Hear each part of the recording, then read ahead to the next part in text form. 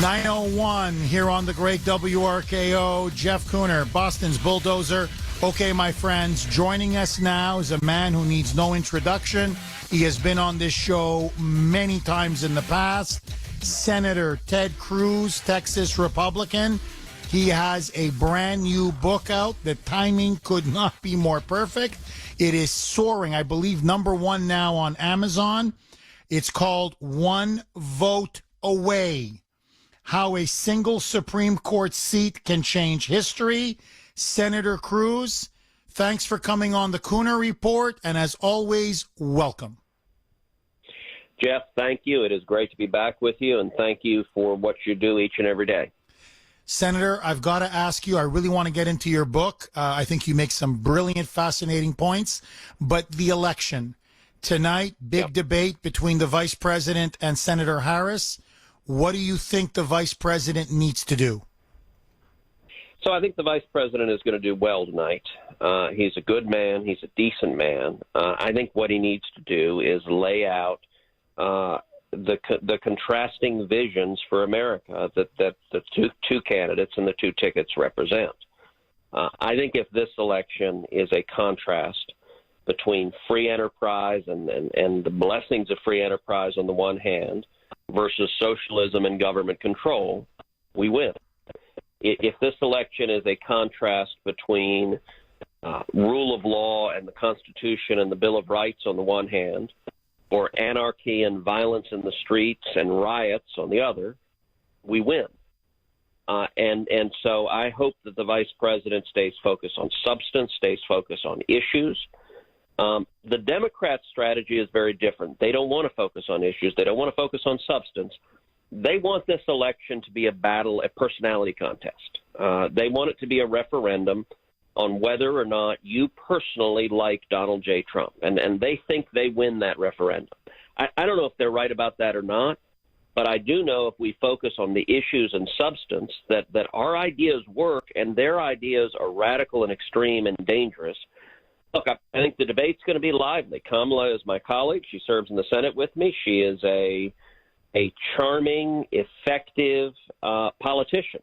She can be quite radical without sounding nuts. Now, Mike Pence 4 years ago when he debated Tim Kaine, I think Mike won that debate, and he won that debate pretty soundly. Part of it was Tim Kaine came in blasting. He came in like a jerk. He came in attacking, and he looked like a jerk, which is actually out of character. That's not how Tim typically is in the Senate, but that night he came in I think too hot and just reflecting the left's hatred for Trump. I don't know that Kamala will make that same mistake, and so I think Pence needs to draw a clear and conflicting vision. We're about, 27, 28 days from the election. Senator, I'm just curious, how do you see this playing out on November 3rd? You've been looking at some of the polls. The polls show Biden way ahead. Personally, I don't believe the polls, I'll be frank, but I'm interested in your take. Will Trump win in November? I hope so. I don't know. I think it is incredibly volatile. I think it could go wildly one direction or wildly the other direction, and I think it depends on turnout. This is not a persuasion election. I don't think there are a whole lot of people who are undecided. I don't think there are a lot of people that are trying to figure out how to vote right now. Rather, this is a turnout election. We know the left is going to show up. They're going to crawl over broken glass. That they are unified by hatred for President Trump. The question is, does everyone else show up? And it's a turnout battle. It's why talking to all of the good men and women in Kuhner country is so important, because we've got to make sure all of us show up, but also that our friends and family and neighbors show up. And some of what the press is trying to do with all these polls, with all of the narrative that Trump can't win, that Biden's won, is discourage people, is have people say, well, okay, maybe it doesn't matter if I vote. Well, you know what?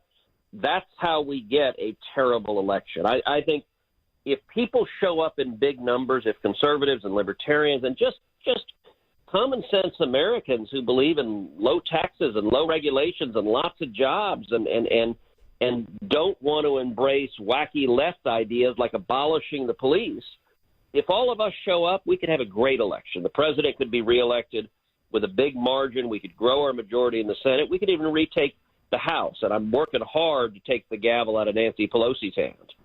But on the other hand, if too many Americans show up, if too many Americans say, you know, I didn't like that thing the president tweeted the other day, so maybe I just won't vote. If that happens, we could wake up and see a Watergate-level loss where the Democrats win the White House and both houses of Congress. And I'll tell you, if it is Biden, Schumer, and Pelosi, they will do more damage in 2 years than Obama did in 8. Senator, bouncing off of that, in your book, you talk obviously about the importance of the Supreme Court. We now have Judge Amy Coney Barrett. She is obviously been nominated by the president. The Democrats are promising a tough confirmation fight. Do you think Barrett will be confirmed, even though 2 members on the Judiciary Committee, Mike Lee and Tom Tillis, contracted the coronavirus? And why is this seat so important? So, yes, I think she will be confirmed. The hearing will start next week. I'm on Judiciary. Mike and Tom are on Judiciary. The hearing will be in person, but several senators will be participating remotely, which is something we have done many times. I believe we have the votes. I think Judge Barrett will be confirmed, and she'll be confirmed by the end of the month before Election Day. What liberties are we, but you believe we're on the verge of losing? All right, let's take an example. Let's take free speech. And free speech, the main case I discuss in free speech is the Citizens United case. Now, most people have heard of Citizens United. You don't really know what it is necessarily. You know that the Democrats really hate it. They say it's a terrible decision. So I walk into the background of what was Citizens United about. And Citizens United is a small nonprofit. The group called Citizens United is a small nonprofit based in D.C. that made a movie critical of Hillary Clinton. They made a movie that criticized Hillary. The Obama administration wanted to be able to fine them, to punish them for daring to make a movie that criticized a politician. The case went all the way to the U.S. Supreme Court. Jeff, I'll tell you the most chilling moment was during the oral argument. Justice Sam Alito asked the Obama Justice Department lawyer, said, under your theory of the case, could the government ban books? Could the government ban books if they happen to criticize a politician? And the Obama Justice Department said, yes, the government can ban books. Never mind what the First Amendment says. You can ban books. You can ban movies. Well, Citizens United was a 5-4 decision. 5-4, the court said rightly that the First Amendment gives us a right to speak and criticize politicians. Jeff, there were 4 justices ready to give the federal government the power to ban movies, to ban books, to make it illegal for us to speak out and criticize politicians. This is about power. The left used the court as a way to exercise power over you and me. And by the way, both Hillary Clinton and Joe Biden have explicitly pledged that every justice they appoint will vote to overturn Citizens United. They want the power to silence the citizens because they don't want us to dare disagree with them. That's the kind of right that is at stake in this election and at stake. Senator, we've only got 2 minutes left. I've got to ask you this question.